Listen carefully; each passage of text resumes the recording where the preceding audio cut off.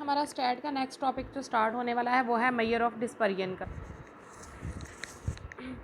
Measure of dispersion जो है ना, इसके बारे में हम डिस्कस करेंगे। इसमें जो है ना वो आपका स्टैंडर्ड डेविएशन आएगा, क्वार्टाइल आएगा, रेंज आएगा, ठीक है, इस तरह, और वेरिएंस आ जाएगा।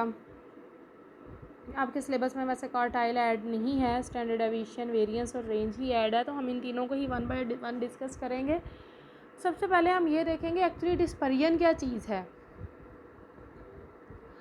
डिस्पर्जन को अगर मैं आम अल्फाज में आपको समझाऊं तो देखें, हम अक्सर औक़ात अपनी डेली लाइफ में बात करते हैं कि हम जो है ना मुश्किलात में इसलिए घिरे हुए हैं क्योंकि हम अपने दीन से दूर होते जा रहे हैं।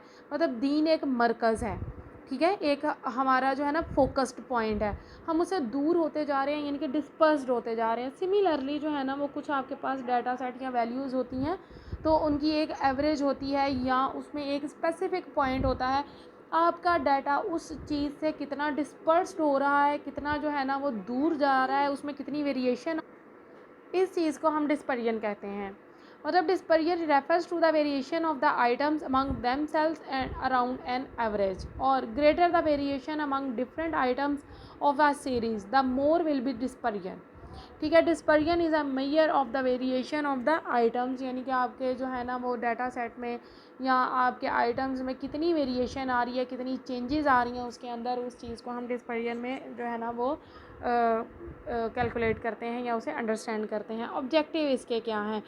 To determine the reliability of an average, किसी भी एवरेज की रिलायबिलिटी जब हमने डिटर्मन करनी होती है तो तब हम डिस्पर्जन को यूज़ करते हैं। Next, to compare the variability of two और मोर सीरीज़, एक या एक से ज़्यादा सीरीज़ जो है ना उनकी वेरिएबिलिटी को टेस्ट करने के लिए। Then for facilitating the use of other statistical measures and the basis of the statistical quality control. Properties क्या हैं इसकी? ईजी टू अंडरस्टैंड, ये टॉपिक आपके वाकई में इंतहाई ईजी है। एक एक छोटा छोटा फार्मूला आपने याद करना है, सिर्फ इसको अंडरस्टैंड करना है, उसके बाद आपके पास क्वेश्चन किसी भी तरह का आ जाएगा, आप उसको इजीली सॉल्व कर सकते हैं। सिंपल टू कैलकुलेट है, देन यूनिकली डिफाइंड है and based on all observations हैं, ठीक है। Then not affected by the extreme observation, इसमें कोई भी ऑब्जर्वेशन आपकी एक्सट्रीम वैल्यू पर भी चली जाए तो वो भी आपके डाटा सेट को या आपके रिजल्ट्स को ख़राब नहीं करती।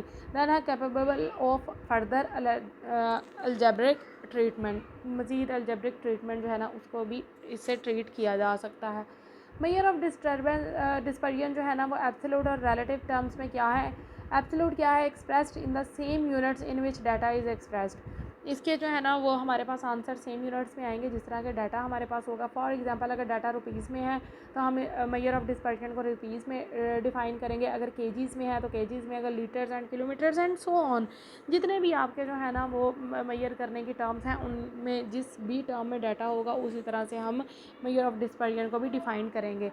देन है relative in the form of ratio और the percentage, so it is independent of the units, हम इसको जो है ना वो कोफिशिएंट में भी डिफ़ाइन कर सकते हैं, यानी कि इसकी रेशो या फिर जो है ना वो इसकी परसेंटेज जो है उसे भी बता सकते हैं।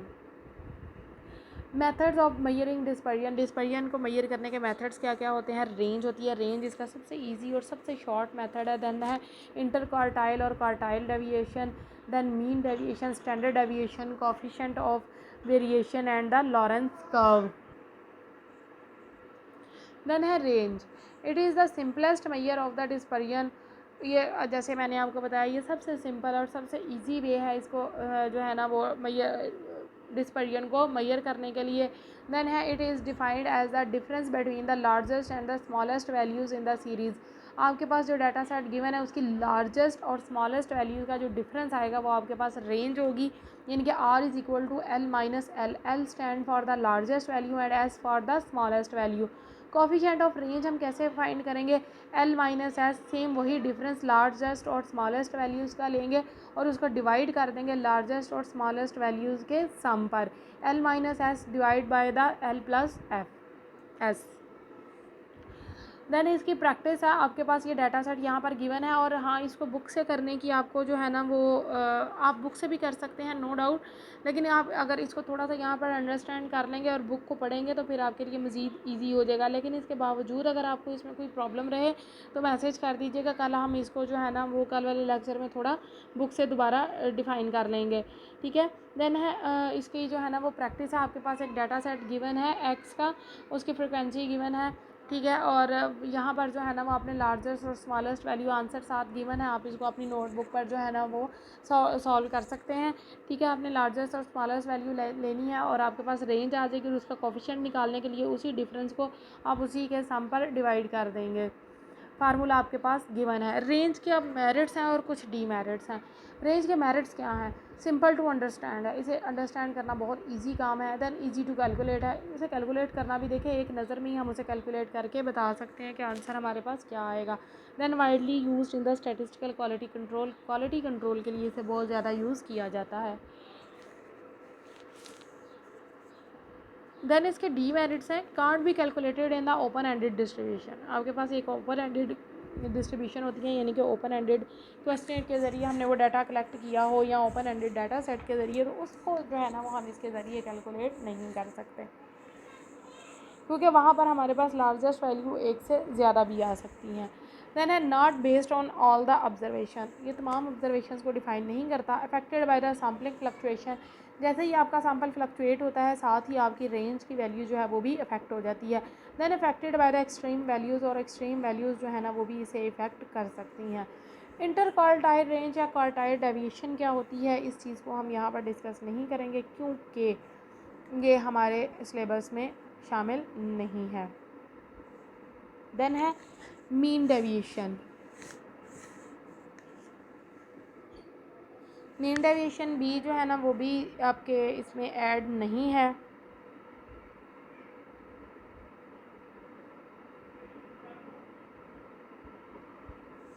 देन है स्टैंडर्ड डेविएशन। स्टैंडर्ड डेविएशन के बारे में हम पढ़ेंगे क्योंकि वो हमारी आउटलाइन का हिस्सा है। Most important and widely used major of the dispersion, ये जो है ना वो मेजर ऑफ डिस्पर्जन में सबसे ज़्यादा यूज़ किया जाने वाला मेथड जो है वो स्टैंडर्ड डेविएशन का है। फर्दर जब आप हायर डिग्रीज़ में जाएंगे, आप कोई रिसर्च वगैरह करेंगे तो उसमें भी स्टैंडर्ड डेविएशन आपको ज़रूर कैलकुलेट करनी पड़ेगी। First use by the Karl Pearson in 1893, Pearson ने इसे 1893 में जो है वो यूज़ किया था very first time. Also called root mean square deviation, it is defined as the square root of the arithmetic mean of the squares of the deviation of the values taken from the mean. इसको जो है ना वो denote किस तरह करेंगे? Sigma से। Sigma is equal to sum of x minus x bar square divide by the number of observation whole square. इसका जो है ना इस पूरे का हम अंडर रूट यानी कि स्क्वायर रूट लेंगे तो हमारे पास जो है ना वो इसकी स्टैंडर्ड डेविएशन की वैल्यू आ जाएगी। इसका कोफिशिएंट हम कैसे फाइंड आउट कर सकते हैं? सिग्मा को हम मीन पर डिवाइड कर देंगे तो हमारे पास इसका कोफिशिएंट आ जाएगा। कैलकुलेशन है इसकी इंडिविजुअल सीरीज़ है, एक्चुअल मीन मेथड है, अज्यूम्ड मीन मेथड है, और method based on actual data है। देन डिस्क्रीट सीरीज़ है, एक्चुअल मीन मेथड है, अज्यूम्ड मीन मेथड है, स्टेप डेविएशन मेथड है। एंड कंटिन्यूस सीरीज़ में actual mean method, assumed mean method and the step deviation method. ये आपको वैसे करने की ज़रूरत नहीं है, एक दफ़ा वैसे ही स्लाइड को आप सिर्फ चेक कर सकते हैं। स्टैंडर्ड डेविएशन इसकी प्रैक्टिस है, फर्दर उन्होंने दी हुई है। फार्मूला आपके पास गिवन है, sum of X square over number of observation जो है आपके पास फार्मूला गिवन है, डाटा सेट गिवन है। यहाँ पर सेम फार्मूला लगाकर आप इस डाटा सेट को जो है ना वो इसका आंसर फाइंड कर सकते हैं। आंसर साथ उन्होंने आपको मेंशन किया हुआ है। शॉर्टकट मेथड के ज़रिए अगर आप करना चाहें तो आप ये वाला फार्मूला यूज़ करेंगे, sum of D square over N minus sum of D over N whole square. या वैसे आपको ये करने की ज़रूरत नहीं है इन केस अगर जो है ना वो वहाँ पर ये मेंशन नहीं किया जाता कि आपने स्टैंडर्ड डेविएशन को जो है ना वो शॉर्टकट मेथड के ज़रिए या अज्यूम्ड मीन के ज़रिए कैलकुलेट करना है। आप सिर्फ यही एक फार्मूला याद करें और इसी के ज़रिए जो है ना वो इसको कैलकुलेट करने की कोशिश करें।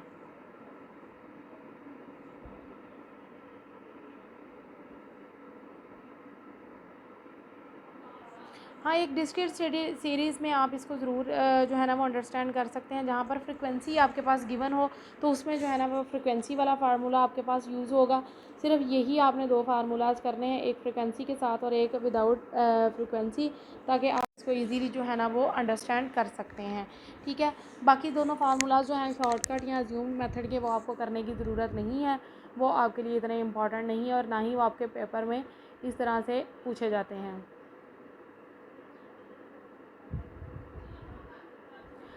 वेरिएंस को जो है ना इंशाल्लाह हम नेक्स्ट लेक्चर में डिस्कस करेंगे, लेकिन इससे नेक्स्ट वाला जो लेक्चर होगा वो आपकी बुक से ही होगा। आपकी बुक से हम उसे थोड़ा सा डिफ़ाइन करेंगे और उसके बाद जो है ना वो हम यानी कि स्टैंडर्ड डेविएशन को भी वहाँ से थोड़ा सा डिफ़ाइन करके तो फिर हम वेरिएंस को स्टार्ट करेंगे। अभी फ़िलहाल यहाँ स्लाइड्स में जो आपके पास डाटा सेट गिवन है, आप वहीं से जो है ना वो स्टैंडर्ड डेविएशन को कैलकुलेट करने की कोशिश करें। इसके बावजूद आपको कोई भी क्वेश्चन हो आप डिस्कस कर सकते हैं। You feel free to ask any type of question about the economics or the statistical lectures. Okay बच्चों, thank you and Allah Hafiz.